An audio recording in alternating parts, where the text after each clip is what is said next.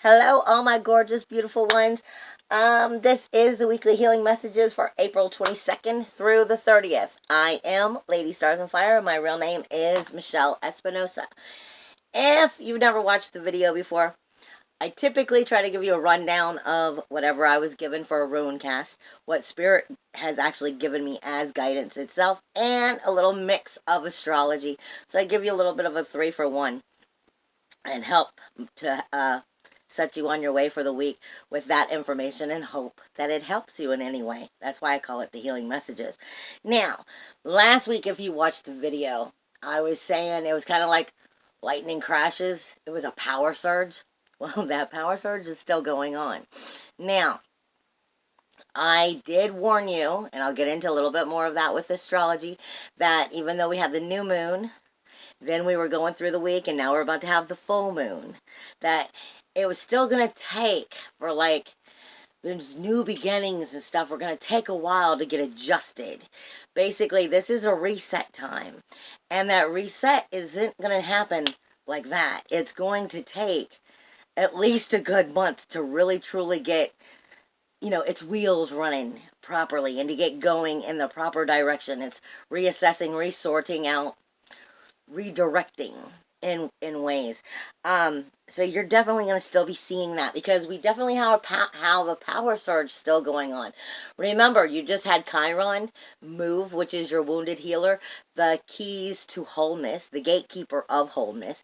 Then you had Saturn who went retrograde, which is your walls, your rules, your boundaries, turned inwardly and is communicating with yourself, basically. You also had Mercury, who just went direct, which is now communicating outwardly, and Jupiter still in retrograde, and Sunday, this coming Sunday that just passed, Pluto went retrograde, which is death, decay, and destruction for rebirth, renewal, and regeneration, which means change. And in retrograde, Pluto's the only one that doesn't turn inwardly because he's still inward. He always is inward. So he basically just starts saying, I'm not going to take this crap anymore, and starts kicking down doors at this point. So he really is what's also fueling this power surge right now, because I am definitely feeling fire power energy. However, I'm warning you, darlings, this week is firepower energy because we have a lot of the element of fire going on. We have a lot of Mars energy going on in general. It just feels Mars energy-ish. But this is not the week to lose your head, to just blow your head right on off and lose your mouth on a hot-headed level. Basically, this is a week where you need that discipline. I'm not saying that sometimes speaking your mind is not right. Sometimes you need to stand up for yourself and speak your mind.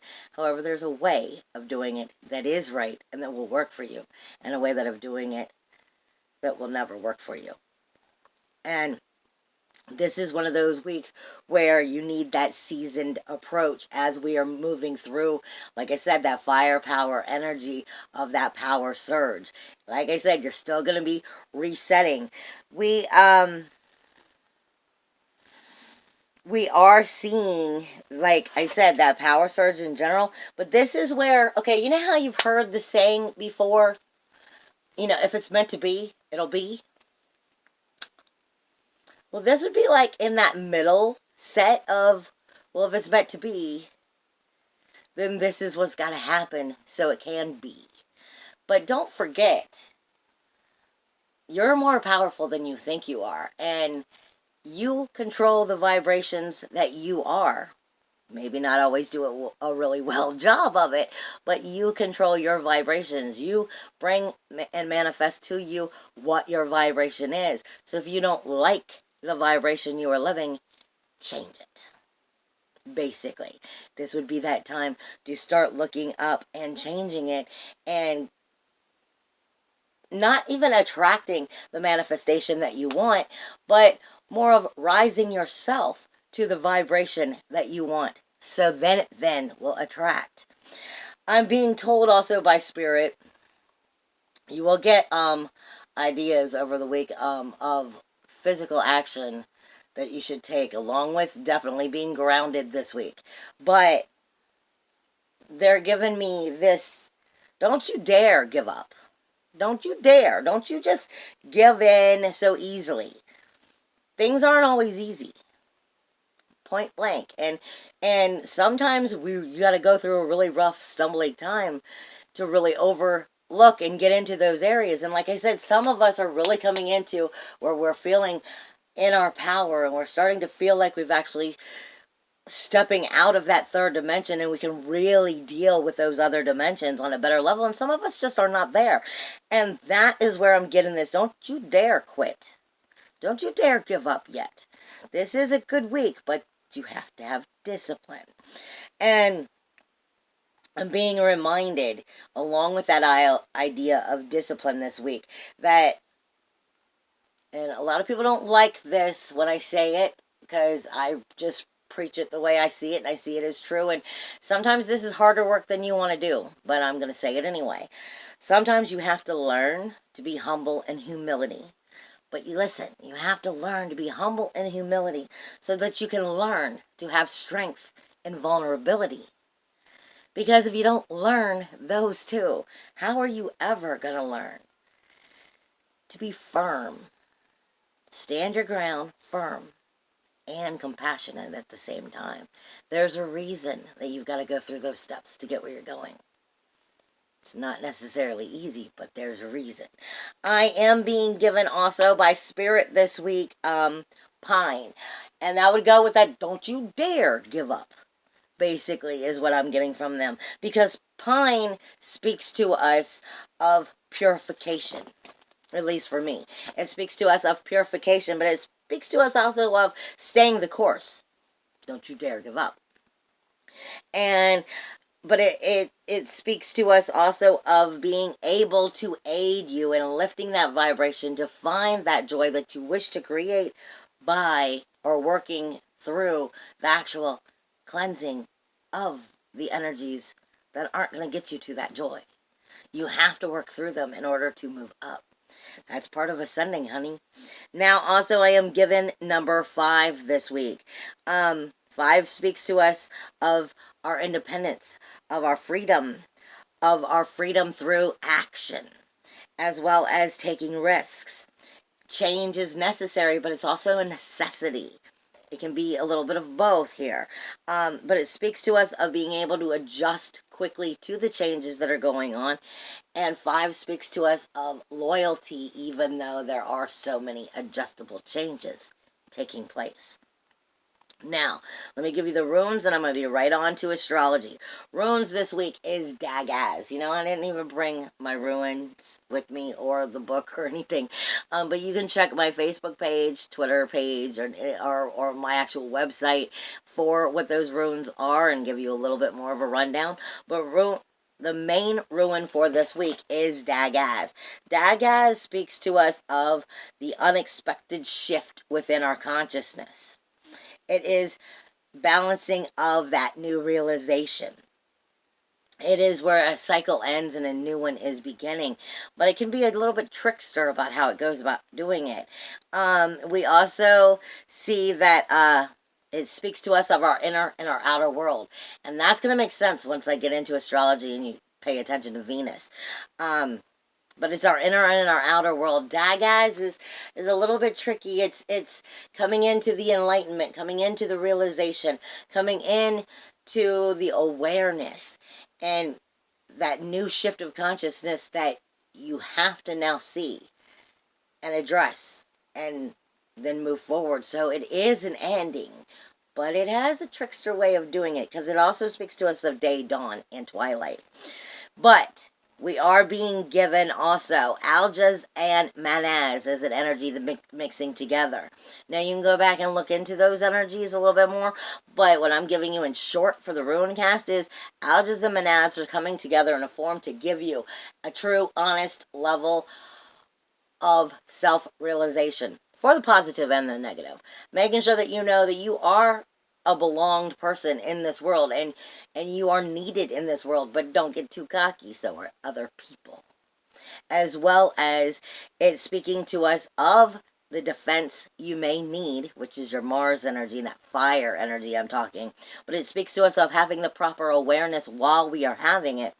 It can teach us very harsh experience that will learn you very valuable, powerful lessons. So it's this combination of energies coming in with the Dagaz, because like I said, Dagaz is that powerful, unconscious, now conscious shift of change. And you're also getting a combination of radio and Tawaz. And this is speaking to us of social order, of self-discipline, social discipline, and the fact that social discipline leads to self-discipline. It speaks to us of understanding our outer self-order and measured change within our life. And again, it speaks to us of taking a seasoned approach. Don't just go in wholeheartedly cocky this week. You need to have discipline and make sure that you're doing this from a mature adult way of doing this, whatever is going on in your life, so that it works for you. How many times, darlings, can I tell you? You need to learn to understand the energy the best you can, because that's what I do these healing messages for, so that as you go into whatever situations it is, you can work with the energy. Because when you work with the energy, then you can make anything you want happen. But you have to understand, universal law is going to happen before what you desire. And if you work with the energy instead of against it, you can start to twist it and turn it and help manipulate it to help you. But if you're working against it because you don't understand the energy, then unfortunately you might screw yourself right on over. Now, into astrology. Like I said, Pluto on Sunday the 22nd went retrograde. Pluto again is death, decay, and destruction. It is also in Capricorn. It is renewal, rebirth, and regeneration, which means the change that is taking place. But it's taking place in Capricorn, which is an earth sign. And it's also your universal 10th house. This speaks to us of our careers.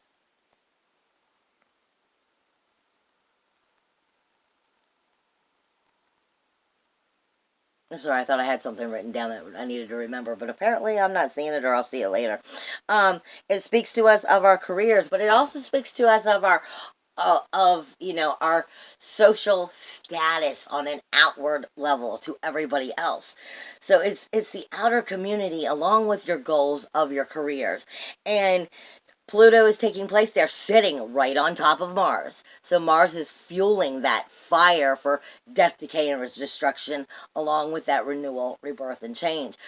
Renewal, rebirth, and regeneration, which forces the change to come about. And we're getting near where Pluto still has a while left, but Pluto's been in Capricorn for a while. So it's been there a while.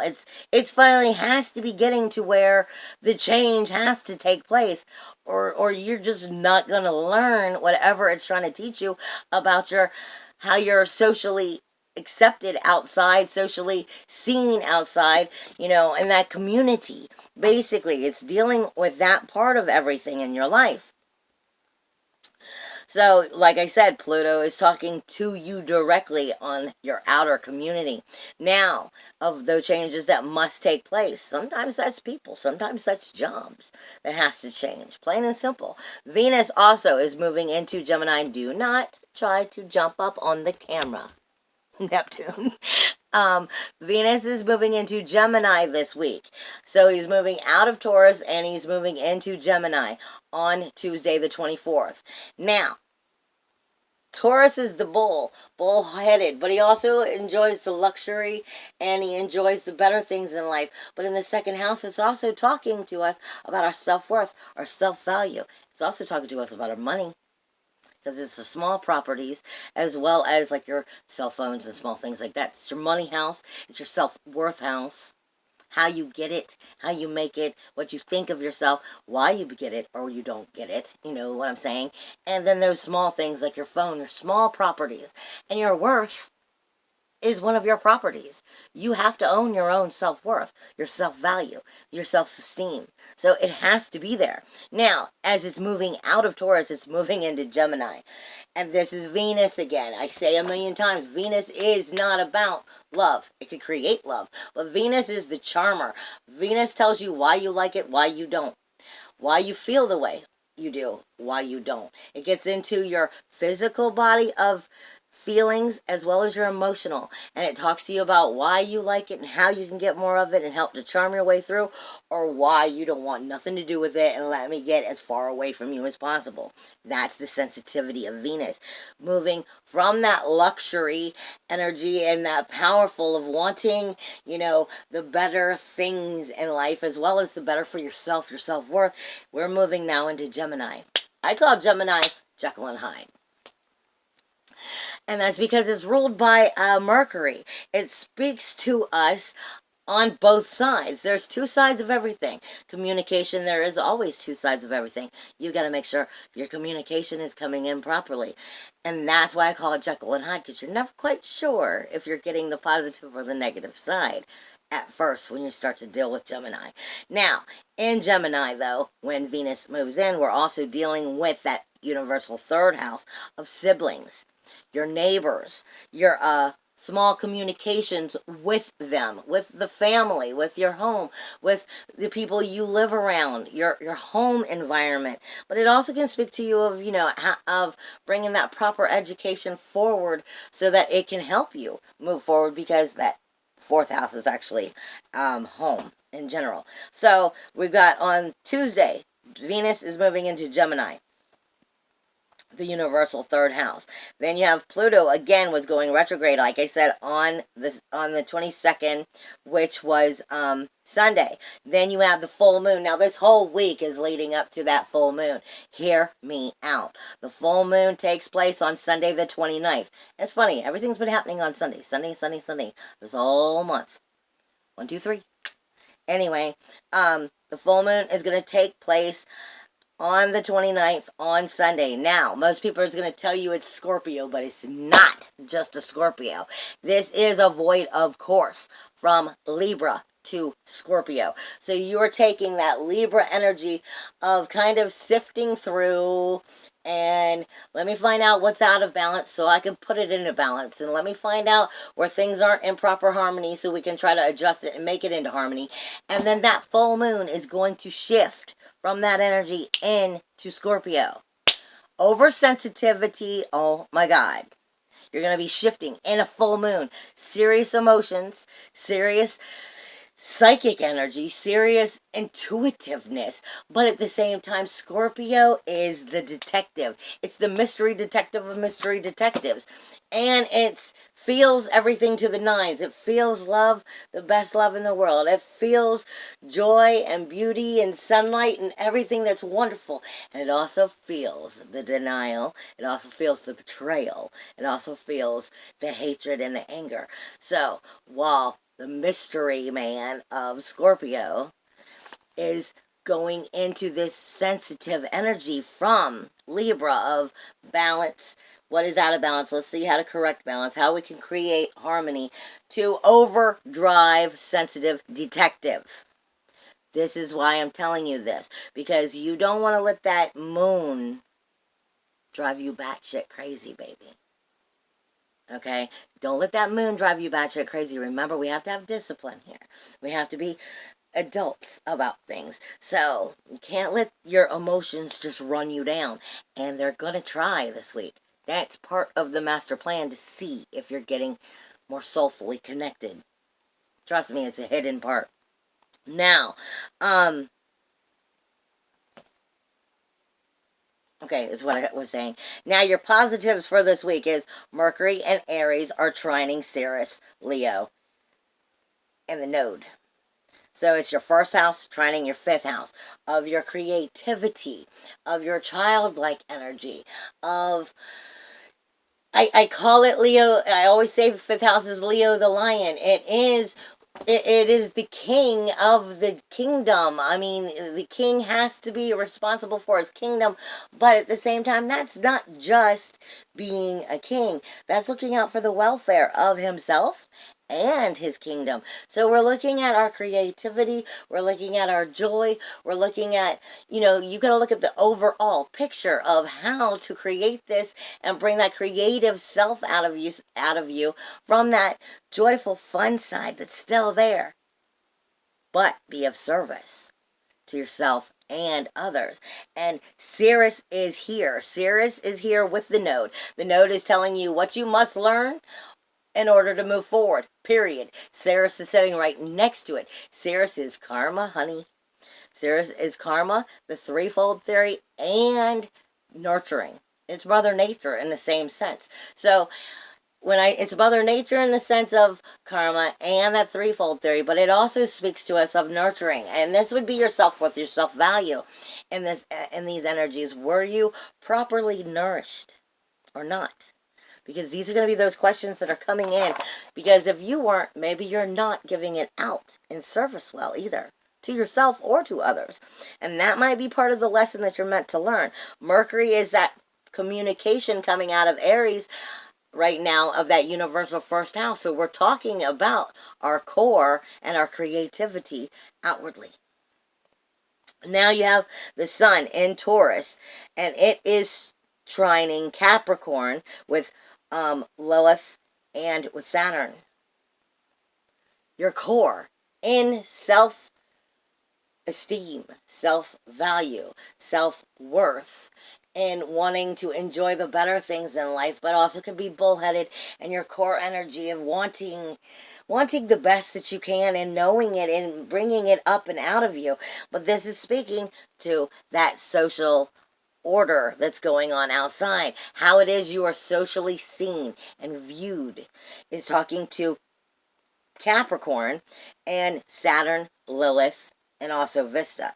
And remember here, because it's your social status as well as your careers and your job-related situations. So that core energy, that ego energy as well, versus your self-worth, because you've got a lot of that sun and moon energy going on in and out this week. Your inner world, your outer world, your inner world, your outer world is going to be coming up a lot. And you're having it speak to, like I said, the social status, how it is you are seen in that social status along with your career.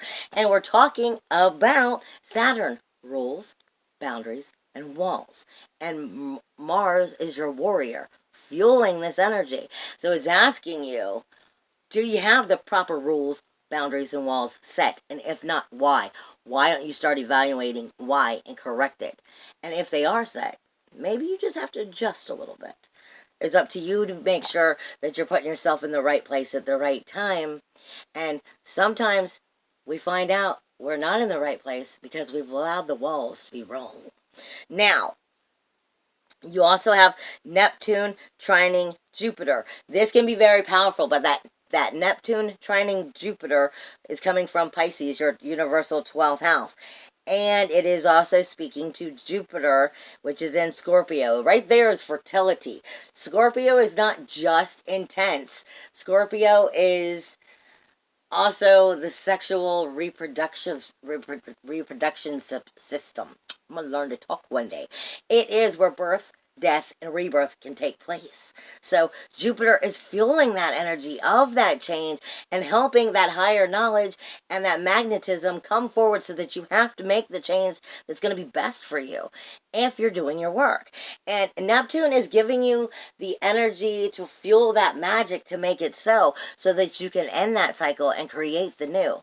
But make sure you're staying realistic with the cycle you're creating, because Neptune has a way of taking harsh reality and smacking you in the face with fantasy, or fantasy versus harsh reality and smacking you in the face so you can see which one is which one is which, because Neptune has a way of really finely jump roping on that line. And it's up to you to make sure you know that. Now, that positive energy, though, that's coming in is speaking hello to Capricorn. It is speaking to Capricorn and pretty much is speaking directly, again, to Pluto and to Mars. So it's your warrior.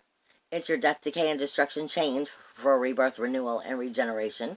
Like I said, again, your warrior, your social status, your careers. It is your ending of a cycle, so a new cycle can begin with the positive magic of being able to make that happen if you're living in real magic and you're not just in delusional land. And Jupiter is giving you the power to let the one die for the other to be reborn, helping you through. But like I said, it takes discipline, because when you hit the moon's going to test you all week. I said last week too, you cannot ascend without getting permission from the moon. The moon will never allow you to ascend if the moon cannot believe that you can yet start to control your own emotions. That's why the moon tests you that way. You have Chiron also in Aries, and Juno is still in Pisces. Juno is sacrificing commitment, and it is talking to Chiron, the wounded healer, which is now in its first house of Aries, starting a brand new cycle. And it's going to be in Aries, even though it's going to jump back to Pisces temporarily a little later on. But it's going to be here. Its first house is going to take 9 years to get through. This is a major lifetime change. And it's starting now with this energy that's starting to come about as it works through. Like I said, this is number 2 year. We still have all of the next cycle here before it actually is in the middle of a set of cycles. Now, with that being said, Chiron in Aries, universal first house, core energy. Also starting universal again, first house. Chiron, wounded healer, is looking for those things that need to be healed, starting to adjust from its moving out of that 12th house. And it is speaking to Venus.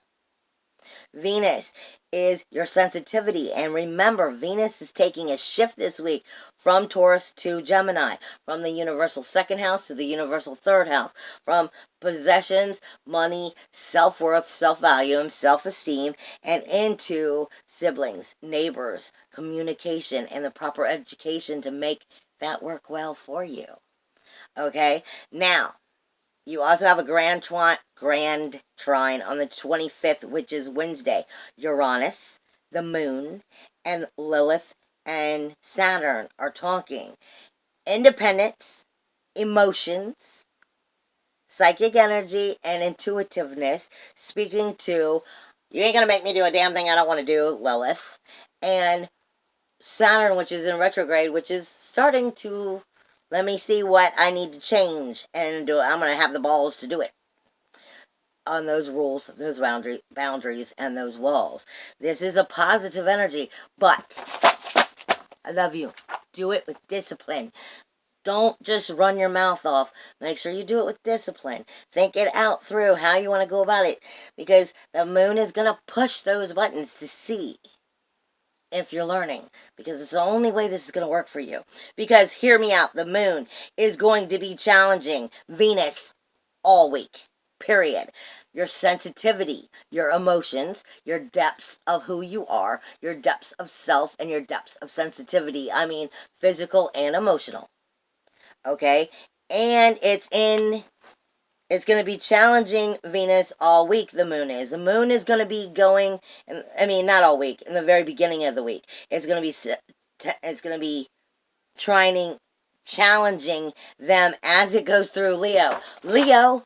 I'm a Leo, I'm sorry, but Leos are full of drama. Drama and attention. It could be compassionate, fire, power, energy, but it can also just be full of melancholy, at the same time. And you've got the moon here with Sirius and Karma. Sirius and the North Node about what it is you need to learn. Let me tell you again, sensitivity, or you controlling yours. That's important this week.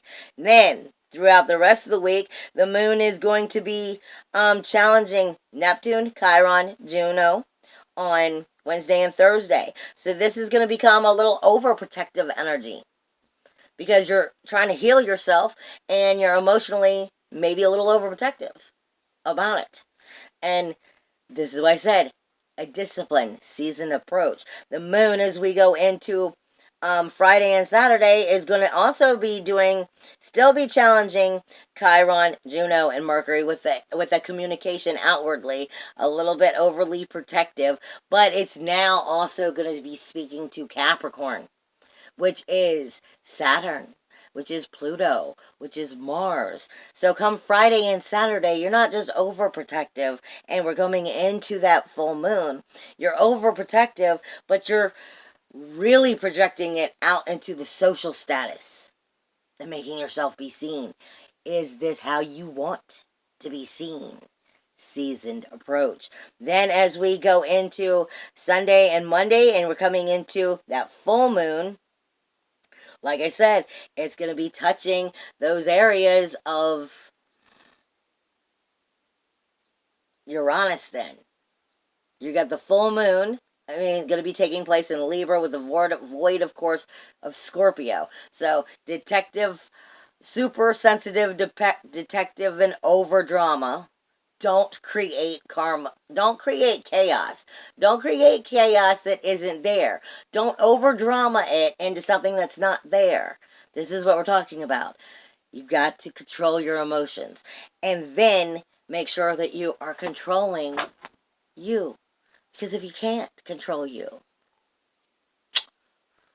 how will you ever control your freedom, your independence, your individuality, your uniqueness, the authentic you? I love you. See you next week. Bye.